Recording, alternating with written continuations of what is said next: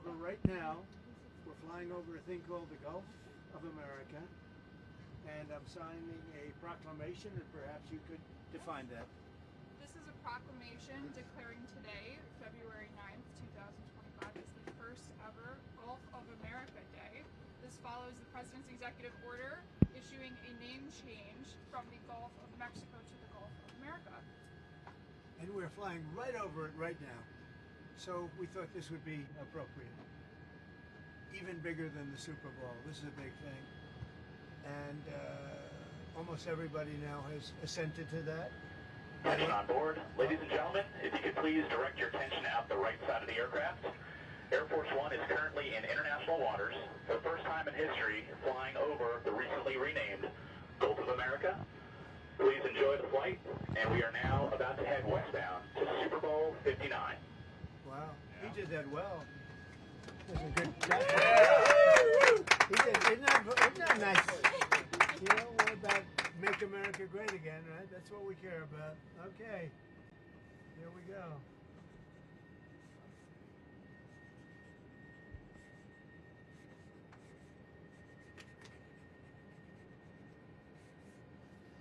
So this is a famous pen now, and we'll put it with something.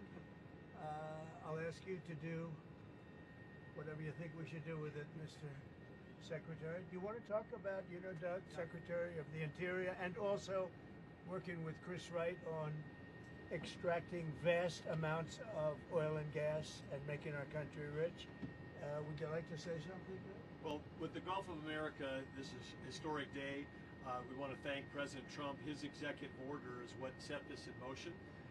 We signed a secretarial order as Secretary of Interior directing the U.S. Geologic Survey, who is responsible for the database, which is the Geographic Names Informational System.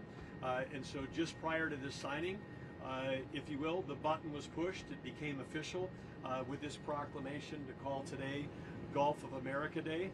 But now it's going out. As we're sitting here right now, our team is calling all the map providers, so Google Maps, Apple Maps, all the map people. That change will take effect this afternoon to Gulf of America. So again, fantastic. Thank you, President Trump, for setting this all in motion with your executive order. It's an exciting, fun day, and great to do this as we're flying over the Gulf of America. We thought it would be very appropriate.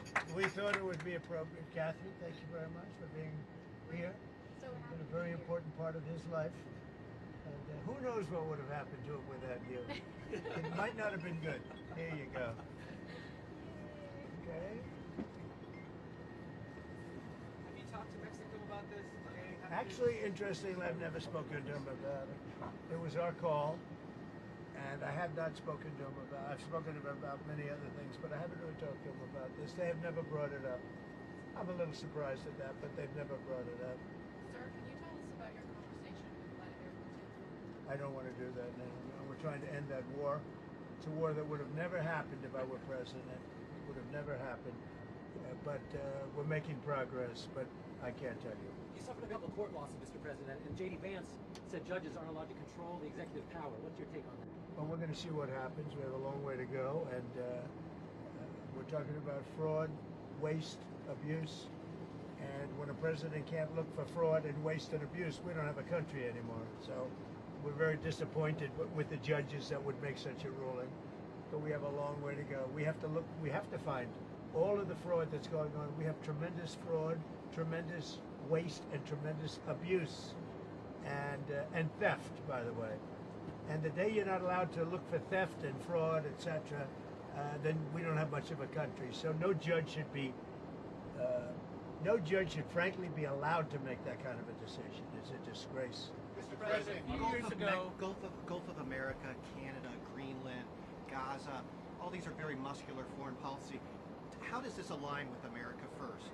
Because it makes us bigger, stronger, and better, and more protective. We need Greenland because of national security, international security, world peace. And we'll have to do that.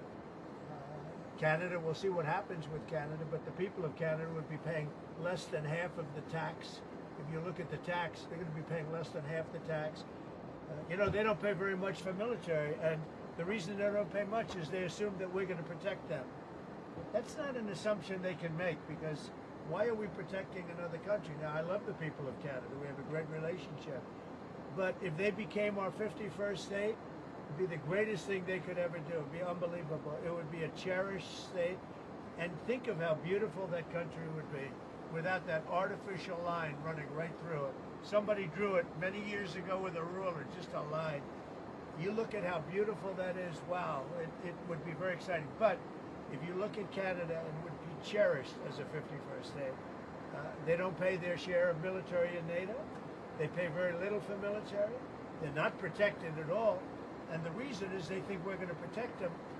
The other thing is we subsidize them to the tune of about $200 billion a year. If we stop doing that, if we stop allowing them to make cars through tariffs and other things, cars, trucks, etc., what they make, they're not viable as a country.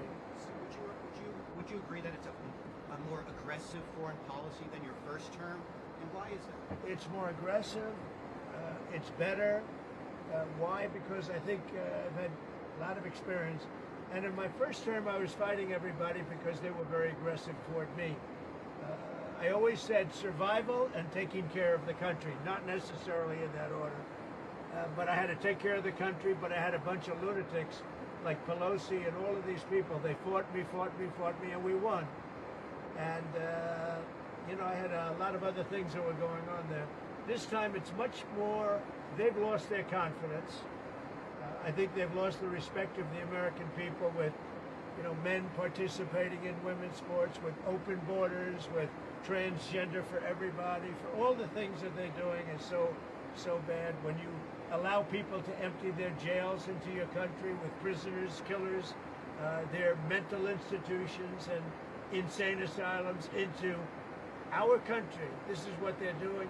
When you allow gang members from Venezuela, but many other countries coming into our country, we're getting them all out now. They've lost their credibility, but they've also lost their confidence. So I have more time to do what I want to do. So we're making our country larger. We're making our country stronger. And in the case of Canada, if this should happen, I don't know how they can do it without us, because without the U.S., Canada really doesn't have a country. They do almost all of their business with us. And if we say we want our cars to be made in Detroit, with a stroke of a pen, I can do that. And other things in addition to that would not allow Canada to be a viable country. You said you didn't want to honor first responders today, but you pardoned hundreds of people who assaulted first responders. Why did you do that? Who? I'm sorry? You were going to meet with first responders today, Yeah. but you pardoned people who assaulted first responders. No, I pardoned people that were assaulted themselves. They were assaulted by our government. I pardoned J6 people who were assaulted by our government. That's who assaulted, and they were treated unfairly. There's never been a group of people in this country, outside of maybe one instance that I can think of, but I won't get into it, that were treated more horribly than the people of J6. So, no, I didn't assault. They didn't assault. They were assaulted. And what I did was a great thing for humanity. They were treated very, very unfairly. There's never been an incident like it. Two foreign policy questions. On Putin again, you realize if you don't clarify that, everyone's going to assume you're talking to President Putin regularly. Well, they can assume that. So is it safe It makes to assume? sense. Well, I don't want to talk about it. And if we are talking, I don't want to tell you about the conversation. It's too early. But I do believe we're making progress. We want to stop the Ukraine-Russia war. And I want to stop it just because I hate to see all these young people being killed. The soldiers are being killed by the hundreds of thousands. So you're starting to put together a plan for like a peace formula or for some sort of resolution? We're talking to both sides. Okay. And then on Japan, are you okay with having a foreign country having a controlling interest in a U.S. steel company? Well, let's look at this. When I came here, they were going to buy it, and Biden was going to approve it. All of a sudden, Biden didn't because he heard I wasn't going to. I don't want U.S. steel being owned by a foreign But a country. controlling interest is okay? They can have they don't have a controlling. They have an investment. All they're going to have is an investment. Will it be a joint I don't mind an investment in a company, but especially U.S. Steel. U.S. Steel for 15 years was the greatest company in the world, the greatest #1 company in the world, and I'm not going to let another country buy it. We had a great meeting on that, but they are allowed to invest in it, and that's different. Mr. President, on tariffs, sir, you talked about reciprocal tariffs coming in this week. Can you tell us a little bit more about that? And are you announcing a plan for it this week? Yeah, I'll be announcing. Themselves kick in this week? I'll be announcing probably Tuesday or Wednesday at a news conference reciprocal tariffs, and very simply, it's if they charge us, we charge them. That's all. When does it go into effect, sir? Almost immediately, but I'll be announcing the details of it, highly detailed, and it'll be great for everybody, including the other countries. But if they are charging us 130% and we're charging them nothing, it's not going to stay that way. This is on every country? Every country will be reciprocal. That's right. Every. Mr. President, can you confirm that It won't affect everybody because there's somewhere we have similar tariffs. But the ones that are taking advantage of the United States, we're going to have it's reciprocity, it's reciprocal. We're going to have a reciprocal tariff. But we'll have a news conference Tuesday or Wednesday. And just on the steel question, just so I understand. We'll also be correctly, announcing steel tariffs on Monday. on this tomorrow. Monday, yeah, tomorrow. What countries will those go on? Everybody, steel. Including Canada and Mexico? Yeah, Is that exempt? any steel coming into the United States is going to have a 25% tariff. What about aluminum, sir? Aluminum too. 10%? 10, no, 25%. 25 for aluminum. 25 for both. For both. And on steel, sir, are you ruling out then Nippon Steel having a 51% stake or higher?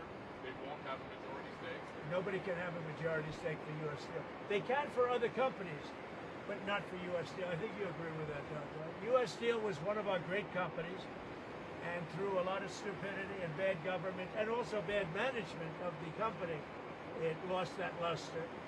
But it's going to gain it back, and tariffs are going to help. Tariffs are going to make it very successful again. And I think it is good management now, too. Yeah. Sorry, may I ask one, please? Can you tell me, can you confirm that you'll be meeting with MBS and CC of Egypt soon? Will that be at the White House? Or Well, I'll be meeting with all of them numerous times, by the way, but I'll be meeting with all of them. And yeah, I think that it's a big mistake to allow people, the Palestinians or the people living in Gaza, to go back yet another time. And we don't want Hamas going back. And think of it as a big real estate site.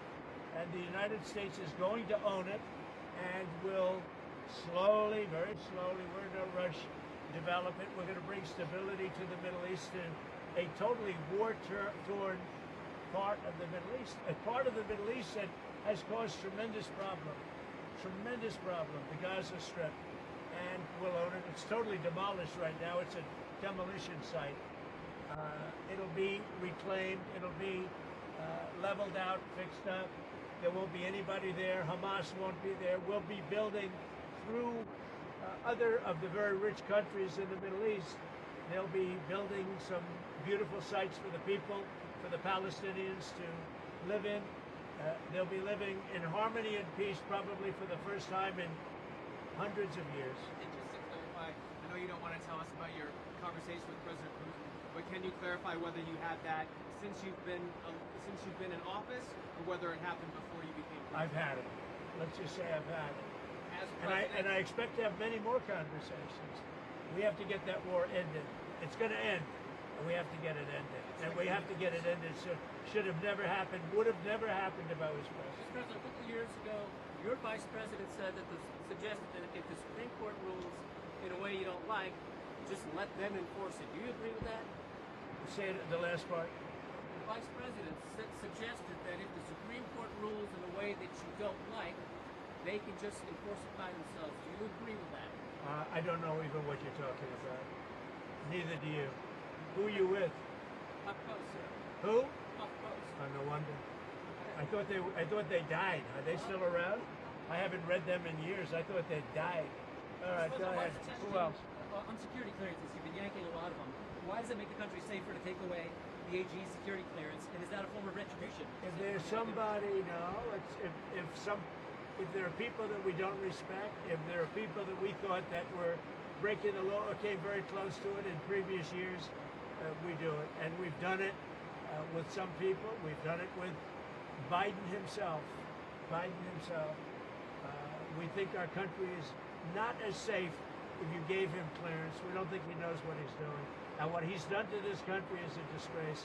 And what he's done in terms of allowing criminals, murderers, drug lords into our country, people from mental institutions into our country, he should be ashamed of himself. Is that a legally valid reason? On deportations, there's been some reporting that you've been upset that there haven't been more deportations. Can you No. clarify that? I think they're doing an incredible job. It's very tough.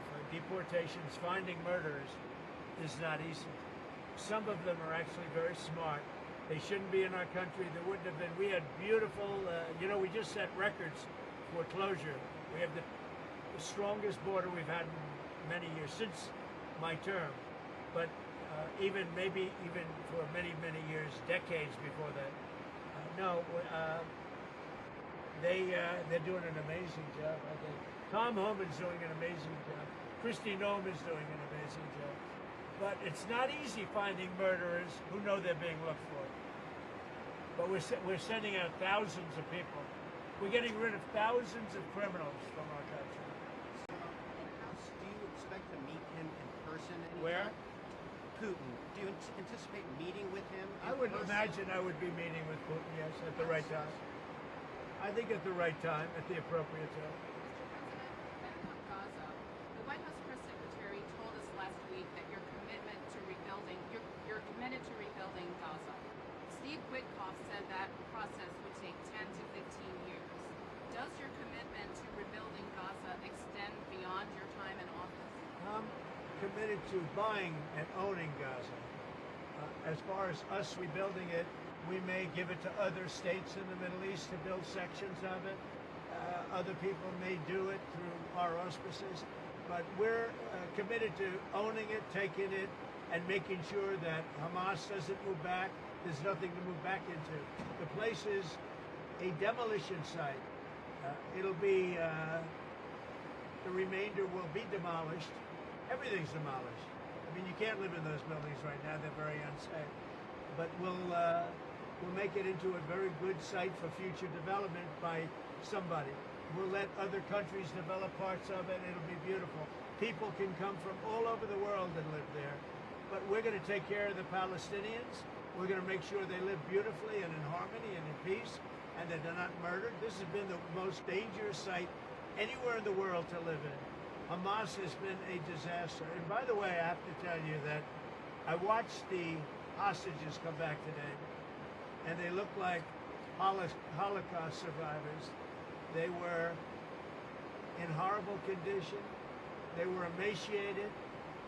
It looked like many years ago, the Holocaust survivors.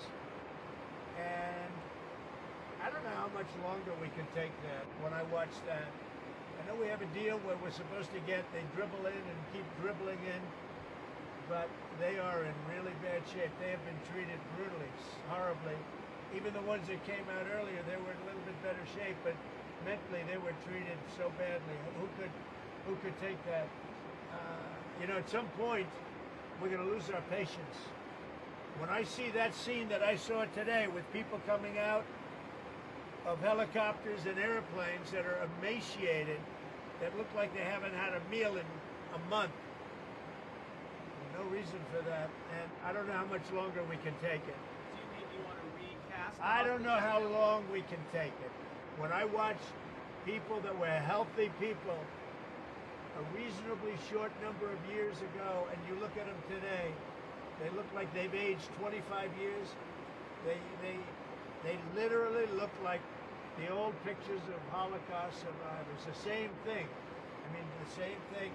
And I don't know how long we're going to take that. Have you gotten some advancement in your proposals for some of the Gulf or Arab nations to take some of the Palestinian people? And if Yeah. not, what do you think the reason is for their hesitance? Is there some very honest reason that they haven't told you privately, or that you think why they're hesitant to take the Palestinian people? Why are they hesitant to take them?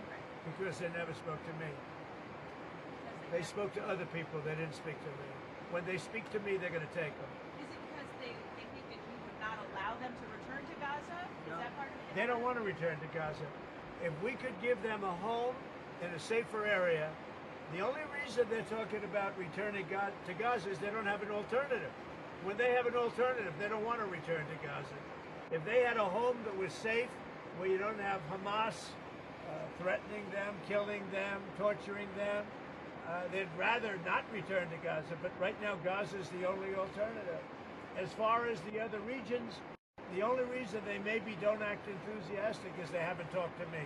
They talk to other people, but not to me. When they talk to me, they'll be enthusiastic. And on spending, you found some maybe questionable expenditures, or Elon Musk has Not found some them? questionable. The whole country looks like it's a fraud.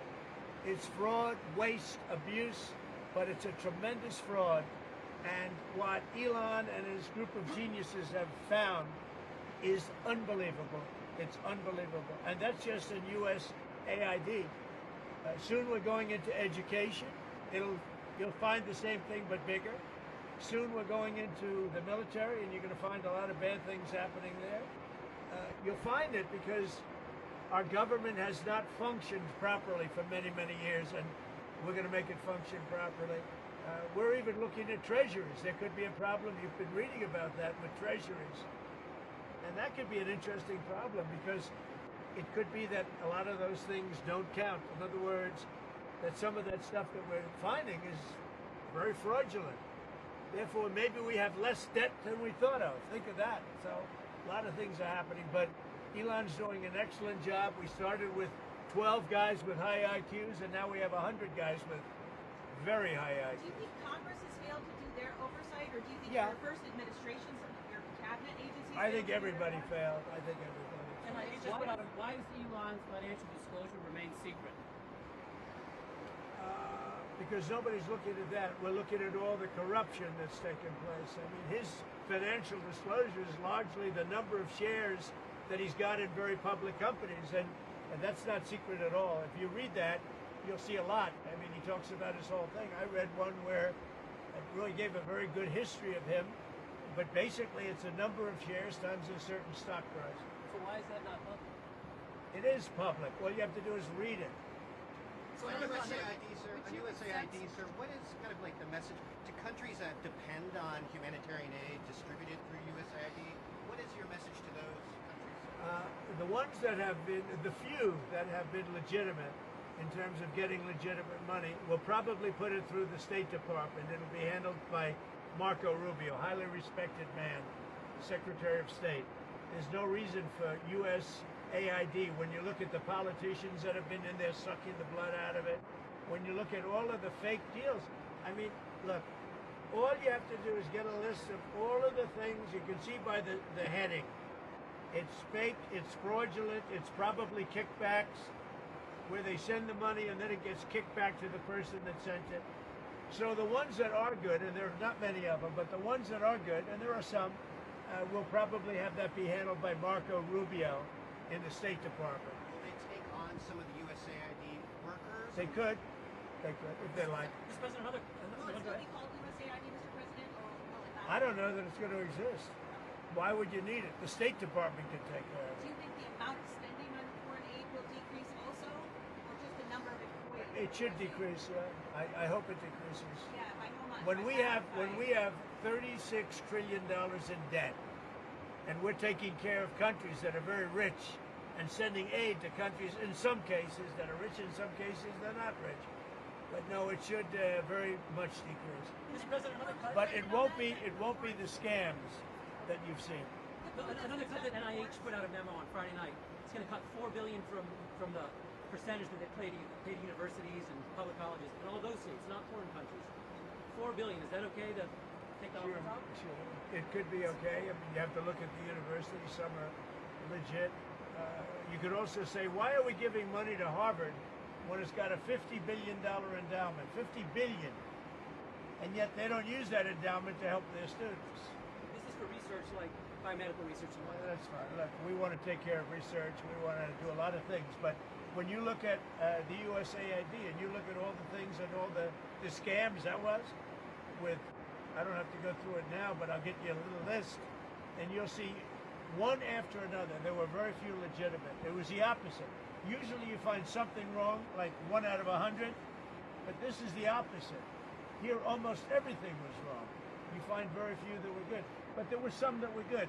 That'll be handled by the State Department, I assume. That's not final yet, but I think the best would be Marco Rubio at the State Department. One or two more. You're spending too much on launch services. Is the Pentagon spending too much on launch services to space? I think space is going to be a very important element. You know, I'm the one that came up with Space Force. I'm very proud of it. Biden tried to get out of it, and he was really rebuked by the military. I think space is going to be one of the most important things we do. It's going to be all about space, especially defense. So space is very important. You're going. Would you accept Palestinian refugees into the United States since you're looking to other countries? I'd have to look. I think it's a very far distance for them to travel, but I'd have to look at individual cases.